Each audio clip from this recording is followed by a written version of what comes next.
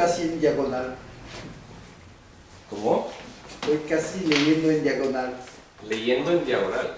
Leer en diagonal es leer de una forma rápida. Ah, que luego no te quedas con nada. Claro, casi. No, mejor hay que leer bien. Muy bien, pues vamos a comenzar esta sexta lección. Sí, sexta lección. En el cuaderno, página 29. Para los que están en casa, Shalom. Para todos, Shalom. Que hoy vamos a ver el Pentateuco y entonces hay que ponernos en plan hebreo, judío. Hebreo, más o menos. Bueno, ya hemos orado, así que vamos a comenzar directamente con la lección. Tenemos mucho material, pero vamos a ir... Perdón, que estoy mal de la garganta. Vamos a ir rápido, sobre todo en esta primera parte, la defensa de Moisés. ¿Contra quién te defiendes, Moisés? Contra todos. La defensa de Moisés como el autor humano del Pentateuco.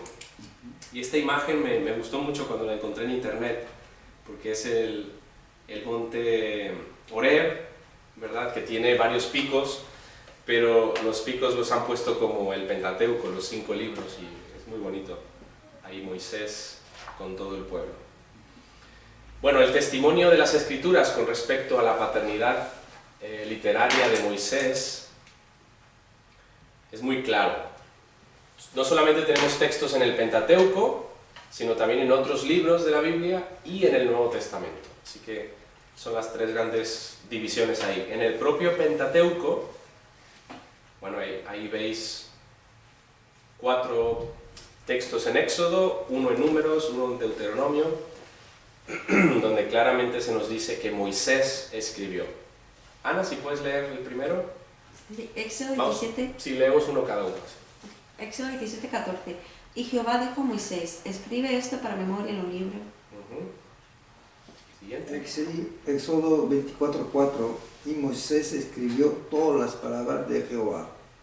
Éxodo 24:7, y tomó el libro del pacto y lo leyó a oídos del pueblo. Bueno, ahí no habla de propiamente de escribir, pero lo importante es que ya es como un trabajo finalizado, aunque dice libro, probablemente eran tablillas en aquel entonces, pero en fin, que lo leyó a oídos del pueblo. Siguiente, Éxodo 34:27, dice, y Jehová dijo a Moisés, escribe tú estas palabras. Números 33, 2. Moisés escribió sus salidas conforme a sus jornadas por mandato de Jehová.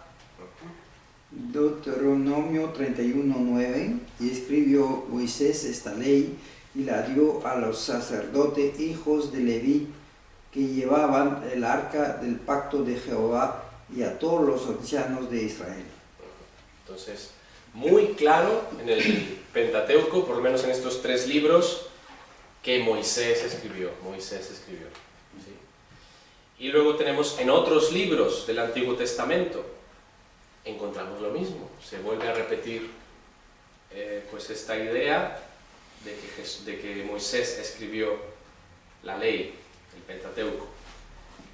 Moisés, Josué. Josué 1, 7 y 8, conforme a toda la ley que mi siervo Moisés te mandó, nunca se apartará de tu boca este libro de la ley, para que guardes y hagas conforme a todo lo que en él está escrito. Josué 8:31 dice, como Moisés, siervo de Jehová, lo había mandado a los hijos de Israel, como está escrito en el libro de la ley de Moisés. Y pues propiamente así pasó a llamarse el libro de la ley de Moisés, o la ley de Moisés simplemente. Entonces, era claro. Siguiente. Josué 8:32. También escribió allí sobre las piedras una copia de la ley de Moisés, la cual escribió delante de los hijos de Israel. De Reyes 2:3. Guarda los preceptos de Jehová tu Dios, andando en sus caminos y observando sus estatutos y mandamientos, sus decretos y sus testimonios, de la manera que está escrita en la ley de Moisés. Esas son palabras de David.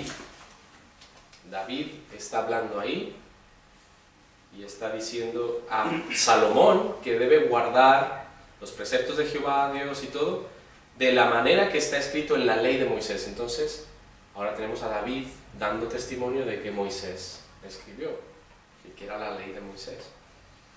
Ahora, en el de Josué, en el que leyó Ana, ahí la importancia es la copia.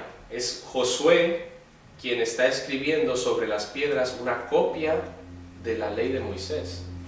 O sea, ya no solamente tenemos lo que escribió Moisés, sino también una copia. Y esto lo vamos a ver varias veces en el Antiguo Testamento. Varias copias que se realizaban de lo que Moisés había escrito. De hecho, cada rey tenía que tener su propia copia, creo que lo dije aquí, en la clase anterior.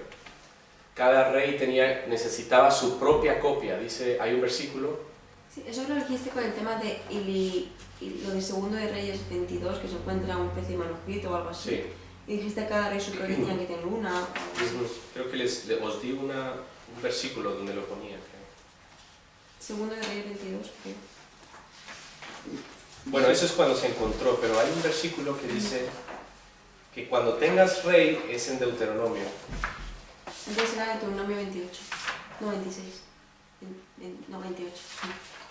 Sí, que cuando tengas rey sobre ti, que escriba una copia. Sí, Deuteronomio 17, 18. Aquí está. Voy a leerlo rápidamente. Deuteronomio 17, 18.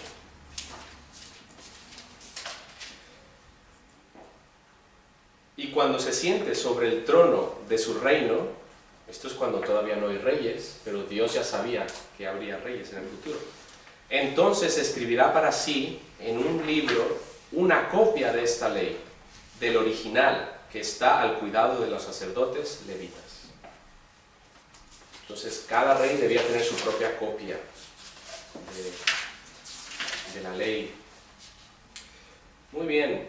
Preguntita. Sí. Josué 8:32, cuando dice que escribió ahí sobre las piedras una copia, ¿significa que grabó en la piedra? Sobre las piedras pone, sí, yo creo que sí. A ver, vamos a Josué, es que no tengo el contexto. Destruyen Ai. Entonces Josué edificó un altar a Jehová, Dios de Israel, en el monte Ebal, como Moisés, siervo de Jehová, lo había mandado a los hijos de Israel, como está escrito en el libro de la ley de Moisés, un altar de piedras enteras, sobre las cuales nadie alzó hierro, y ofrecieron sobre él holocaustos a Jehová y sacrificaron ofrendas de paz. Uy, la cita no corresponde. Josué 8:32. También escribió allí sobre las piedras una copia, sí, es 32, debe ser 32, perdón. Josué 8:32. Sí, es lo que está. Sí. Sí. Es que estoy leyendo el de arriba. Vale, lo siento. Escribió allí una copia de la ley de Moisés, la cual escribió delante de los hijos de Israel. Sobre las piedras, pues, parece que grabó, sí. Es que antes recuerda que los rollos todavía no existían. No, Más pero adelante. podría tener tablitas. Sí, tablillas como las que se encontraron Claro.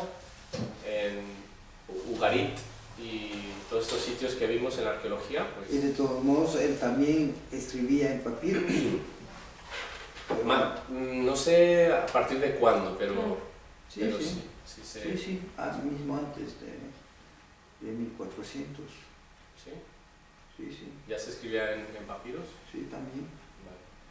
Sí, está... Bueno, nos es importa interesante. mucho. Entonces tenemos a David también diciendo que era la ley de Moisés, y Esdras, ¿quién se quedó? ¿Ya? ¿Sí? Esdras 6:18, y pusieron a los sacerdotes en sus turnos y a los levitas en sus clases para el servicio de Dios en Jerusalén, conforme a lo escrito en el libro de Moisés. Palabras Posteriores, al exilio, cuando ya P y JE se habían publicado según su teoría. claro, según las teorías de estos hombres, pues ya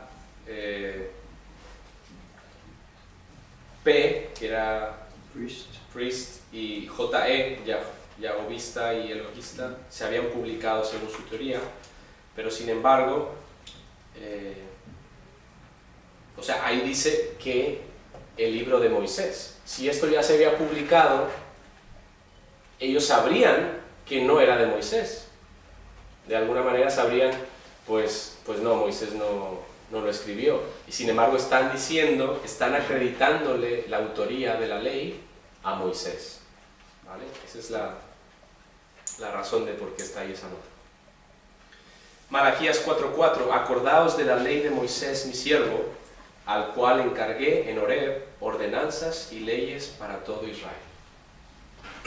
Y la importancia de este versículo es que menciona al actor, Moisés, bueno, principalmente Dios, mandando a Moisés que escribiera en Horeb, el lugar también. O sea que concuerda históricamente Moisés registrando las palabras de Jehová en Horeb. Entonces, no hay dudas. Aún así, seguimos adelante en la Biblia y en el Nuevo Testamento también encontramos versículos y pruebas. Ana, Juan 5. Porque si creyeseis a Moisés, me creeríais a mí, porque de mí escribió él. Pero si no creéis a sus escritos, ¿cómo creeréis a mis palabras? Y ahí pone, si no creéis a sus escritos. O sea, que él escribió y sus, ¿cómo se dice? Pronombre de posesivo, ¿no? Hechos. Hechos 3:22. Porque Moisés dijo a los padres, el Señor vuestro Dios os levantará profeta de entre vuestros hermanos. Y eso es... conforme a Deuteronomio 18:15. Exacto. Moisés fue el que dijo que levantaría profeta. Entonces Moisés fue el que dijo por medio de... Está escrito en Deuteronomio 18. ¿Romanos? Romanos 10:5, porque la justicia que es por la ley porque de la justicia que es por la ley Moisés escribe así, el hombre que haga estas cosas vivirá por ellas. Moisés escribe así. Más claro no se puede. Y bueno, el pasaje es Levítico 18:5. Y este es... Marcos. Sí, Marcos. Que puse MC y... Mac. Pero respecto a que los muertos resucitan, ¿no habéis leído en el libro de Moisés cómo le habló Dios en la zarza diciendo, yo soy el Dios de Abraham, el Dios de Isaac y el Dios de Jacob? Nuevamente está algo escrito, dice, ¿no habéis leído? Dios le habló en la zarza. Otra vez, históricamente está comprobando que eso fue verdad. Buenas, Joaquín, ¿qué tal?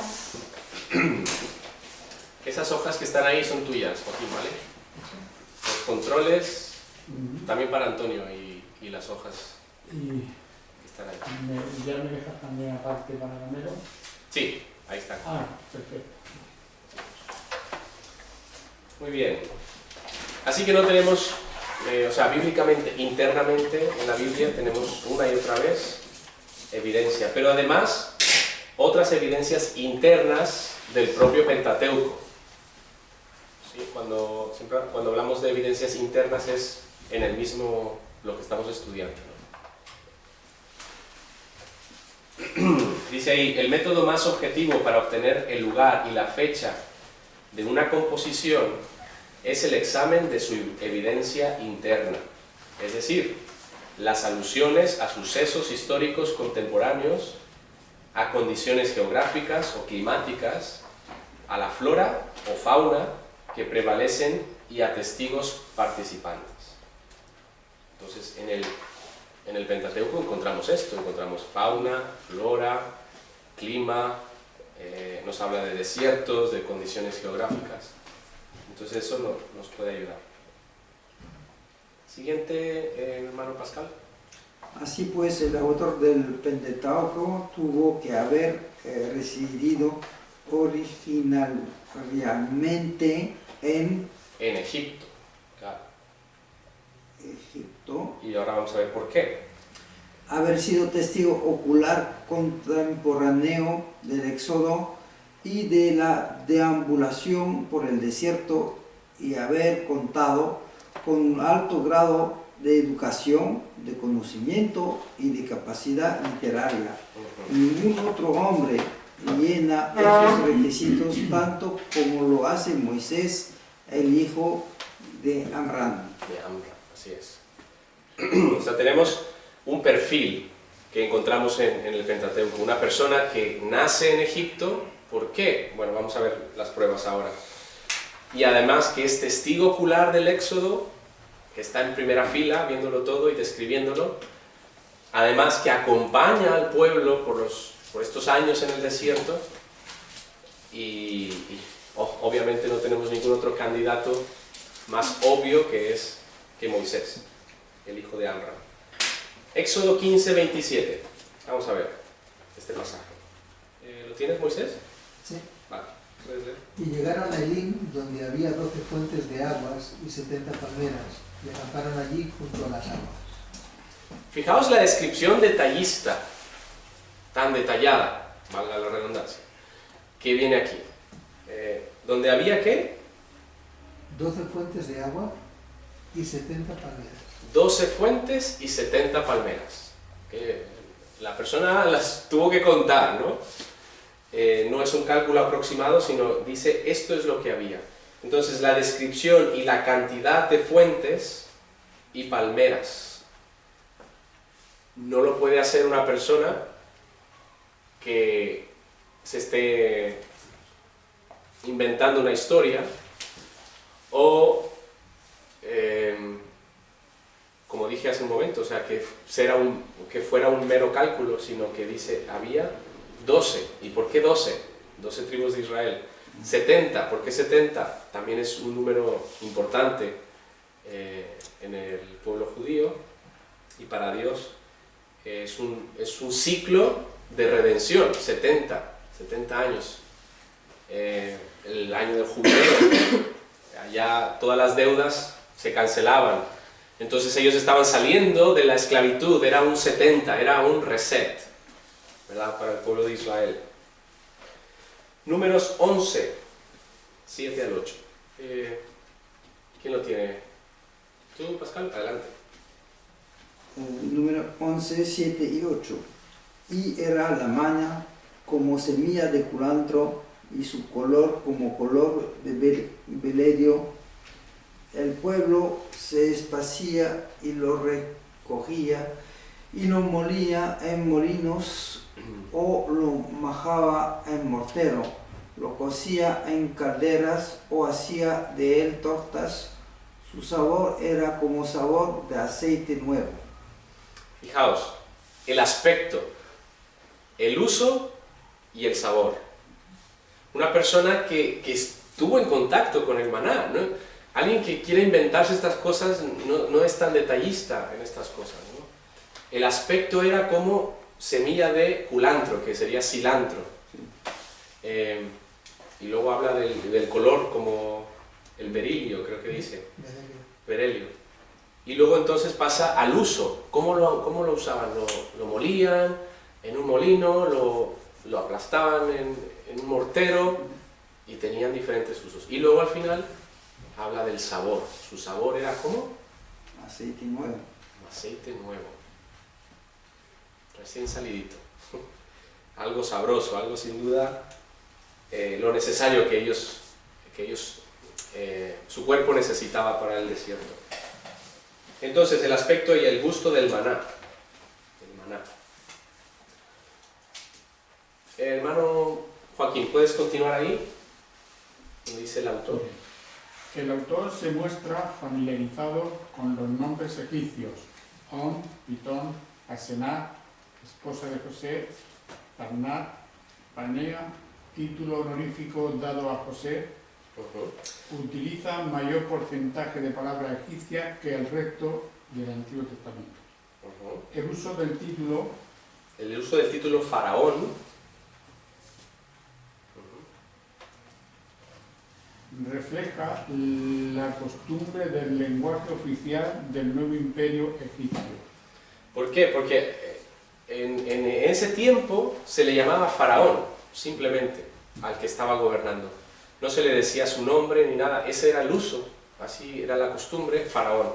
Más adelante, si notamos cuando hay reyes en Israel y todo, muchas veces sí que pone el nombre, el faraón o el rey de Egipto tal, y pone el nombre, porque él cambió la costumbre. Pero en este momento se llamaba faraón y eso era totalmente normal. Siguiente. Sí. Las estaciones y el clima que demuestra el autor son meramente egipcios y no palestinos. Éxodo 9, 31-32. Entre enero y febrero. Fijaos, vamos a Éxodo 9. Éxodo 9, 31 al 32. El lino, pues, y la cebada fueron destrozados porque la cebada estaba ya espigada y el lino en caña. Mas el trigo y el centeno no fueron destrozados porque eran tardíos. Entonces, lo que está diciendo aquí es que esto que ocurrió probablemente fue entre enero y febrero porque corresponde al tiempo en que ya el trigo no, todavía son tardíos, el lino y la cebada fueron destrozados porque la cebada ya estaba espigada y el lino ya estaba en su caña. Entonces, con el fuego, o con la plaga del granizo más bien, es como se destruyó todo esto. ¿Vale? ¿Seguimos? La flora y la fauna reflejan especies autóctonas de Egipto y del Sinaí. La atmósfera que se respira en Éxodo y Número es indiscutiblemente la del desierto. Existen referencias a costumbres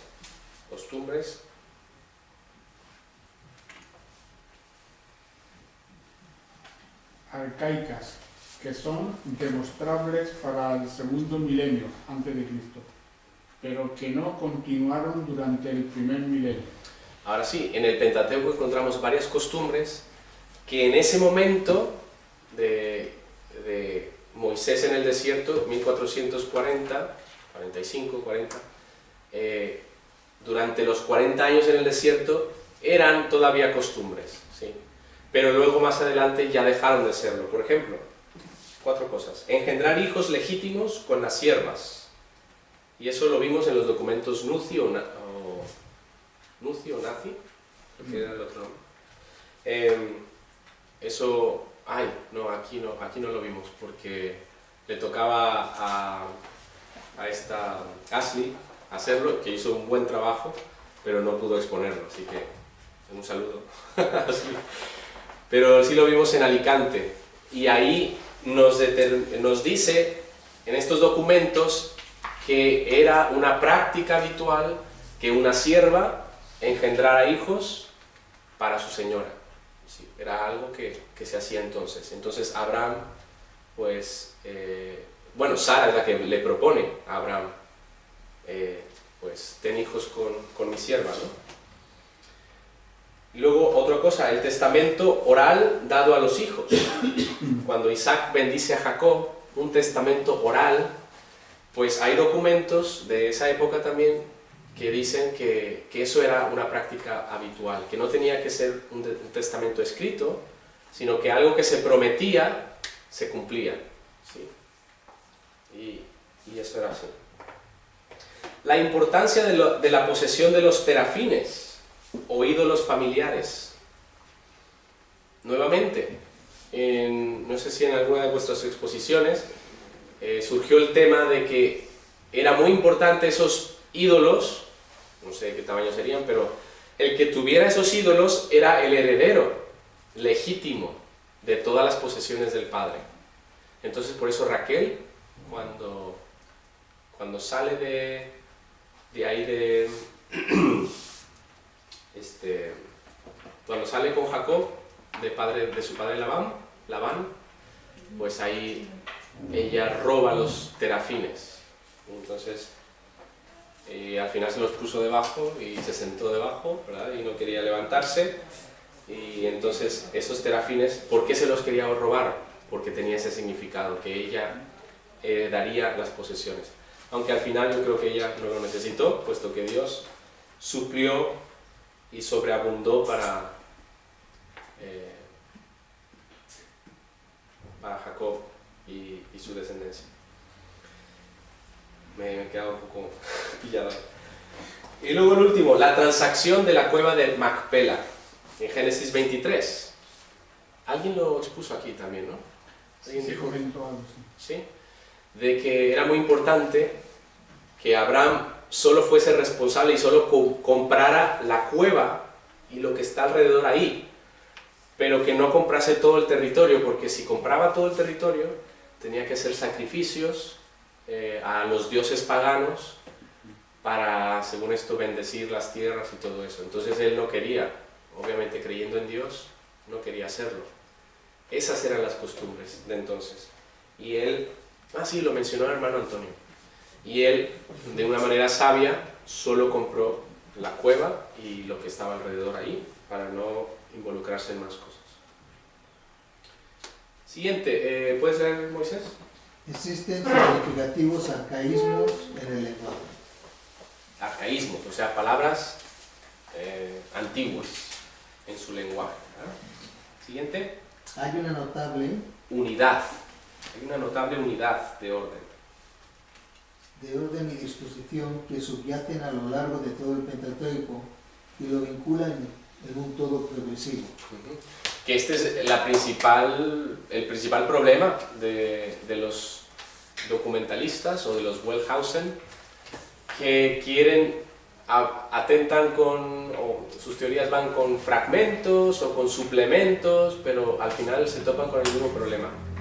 ¿Cómo puede ser esta progresión tan natural desde el Génesis hasta el Deuteronomio y que no haya errores cronológicos de ningún tipo, una unidad total? Pues es un problema para ellos. Y luego hay varias cosas ahí. Es verdad que existe cierto número de superposiciones y repeticiones, pero aún los documentalistas se ven obligados a conceder unidad, recurriendo al hipotético redactor para explicar la estructura y la armonía de la Torá. Así es. Es la única manera en que pueden librar ese problema que tienen. Es que un editor al final vino y luego es un editor que no conocemos, que es un judío perdido por ahí, editó todo, ¿no? Pues bueno, triste editor que nadie le da el crédito por nada. Siguiente. Moisés contaba con títulos suficientes para ser el autor del Pentateuco. Tenía La educación. la educación de la 18ª dinastía egipcia, que superó al resto del mundo antiguo. Sí. La educación. Recibió de sus antepasados hebreos una Precisa. tradición oral sobre la carrera de los patriarcas y las revelaciones que Dios les había dado. Contaba con conocimiento personal sobre el clima, la agricultura y la geografía de Egipto y de la península del Sinaí. Contó con el tiempo y la tranquilidad necesarios durante los 40 años en el desierto. La escritura estaba tan difundida en el Egipto de los días de Moisés que sería absolutamente increíble que no hubiera registrado nada por escrito, como sostienen los críticos del siglo XX, viendo los eventos más grandiosos de la historia ocurrir frente a sus ojos. Claro, él estaba viendo mares a abrirse delante de ellos para cruzar en seco. Estaba viendo estas plagas y todas estas hazañas de parte de Dios y no iba a escribir nada.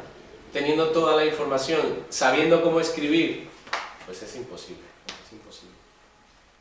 Aún los artículos de tocador empleados por las mujeres en sus hogares contaban con la adecuada inscripción.